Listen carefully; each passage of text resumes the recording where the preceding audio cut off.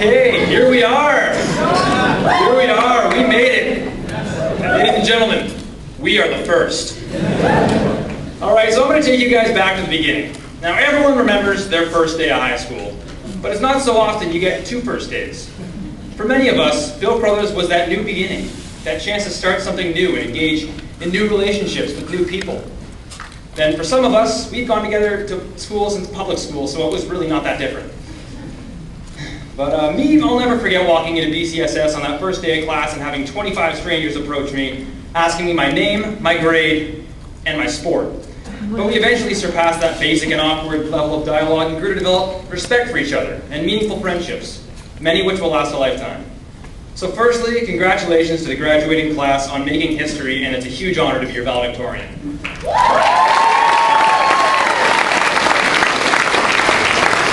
Congratulations to the staff, and thank you for making all this possible. Finally, congratulations to the parents, for you got us here with your constant support and encouragement, and we promise never again will you have to sit for hours in road rage in the school driveway. And you know, for most of us, we've only spent 2 or 3 years at the school, but it's been an incredible learning experience for every student and every athlete. So to the teachers, administration, and especially to Miss Green, my hat goes off to you. If there's anything more difficult than running a high school, it might be starting a high school. The sacrifices you've all made, from staying in late to the weight room to allow us to train, to giving us extra math help during your lunch hours, to stopping the illegal use of food for warfare, are truly heroic, and we thank you for creating an environment in which we can learn, grow, and succeed. Seriously, thank you.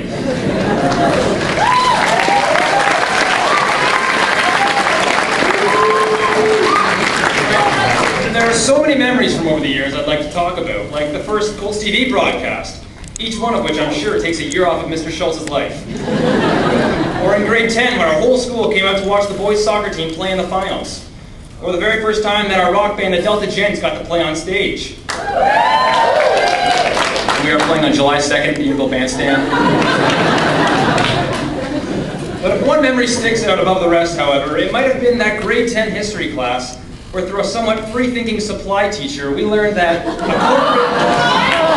corporate organization known as Bechtel commands the United States government and led to the assassinations of Marilyn Monroe, John F. Kennedy, and Tony Sanchez. Now we had Mr. Fornazar look into that one, and I'm not positive if all that information was entirely accurate. Now, for those of you who remember our chemistry classes, I'm sure you'll agree with me when I say there's nothing more refreshing than starting off our days with some good old-fashioned nomenclature. And if there is, it must have been Mr. Ray's organic chemistry review game entitled Orgosm. I still don't know how Muhammad won that one. Now, more recently, we had our 3rd annual athletic banquet, and I think everyone would agree it was our most successful. Alan, I speak from the heart when I say stop all this Ivy School of Business nonsense and become a DJ. And Andy, I'd tell you the same thing, but you've already got a haircutting empire literally with your name on it. All right, come on guys, show of hands. Who among us have received a summer cut, a spring snip, an autumn chop, or a winter trim from Andrew? Well, one thing's for sure, we've had some great times both inside and out of the classroom. Now, as a school of athletics, we've experienced more than our share of heartbreak and triumph on the field, court, or track. From watching our girls' basketball team dominate year after year to the intensity and school spirit that our boys' volleyball team brought time and time again. The work and determination of our student athletes, paired with some of the best coaches you could find, will lead to multiple championships. Yeah. Not one. Not 2. Not 3. Probably more than LeBron James and Roberto Luongo combined. Seriously though, you guys have to see the level of heart and skill displayed by BCSS athletes to truly believe it. I'll always remember going to that first volleyball tryout in grade 10 at the very beginning of the year, and at the time I considered myself to be somewhat talented when it came to the sport. I mean, I was captain of my elementary school team, and I thought I had a pretty good grasp on the game.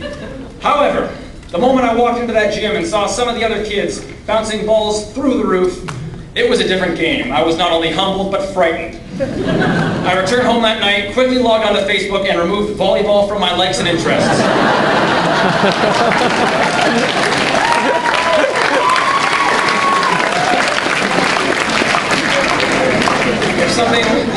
If something constructive came out of that experience, though, it might have been that I then joined the cross-country team and began a 3-year sport lifestyle of running long distance. Through running, I learned a lot about myself, as well as others. And while it may not be the most glamorous sport, with the superstars you see every day on SportsCenter, with the exception of Mr. Crothers, of course, it was the sport that helped me through some very hard times. As I got more into the sport, I learned about an American middle-distance runner named Steve Prefontaine, Pre for short. Now, many of you, I'm sure, have never heard of this man, but in his day, he was an icon, a national hero. Throughout the 70s, he held every American distance record from the 2,000 to the 10,000 meters. He won 4 consecutive NCAA titles in the same event and was the first to do so. And while he was so talented and so dominant, he never broke any world records. He never medaled at the Olympics, and he never won a world championship. You see, it wasn't his credentials that brought him fans. It wasn't his charisma. And it was not that cheesy 70s mustache, though all 3 were quite impressive. It was his attitude, that never say die kind of personality he was famous for. Also, his style of running was called front running, which means going out hard and attempting to win the race, leading from start to finish, the hardest way to win. And while his coaches constantly tried to change him, he would not give in. That's how he was wired, and that's what pumped him up. He said, "A lot of people run the race to see who is the fastest. I run to see who has the most guts." Every race, he would do exactly that. His most noteworthy quote, which can be seen on the backs of shirts of cross-country runners, track runners, and all athletes alike, is this: "To give anything less than your best is a sacrifice to the gift." To me, that's just a fancy way of saying when you have a special ability, be it in sport or in life, utilize it to its full potential. There is a difference between having a gift and having passion, but through hard work, determination, and focus, that difference begins to fade. Thank you for the privilege and honor of allowing me to represent you as your valedictorian, and one last time, congratulations to the Bill Crothers Secondary School graduates of 2011. We did it!